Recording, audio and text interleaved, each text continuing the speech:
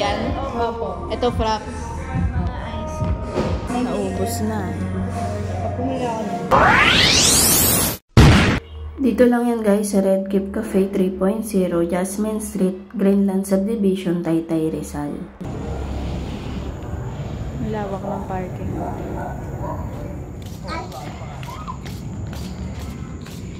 Yan.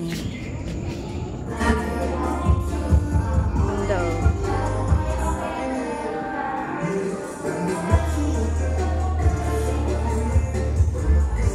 Sarap din ng mga snacks nila dito bukod sa mga drinks.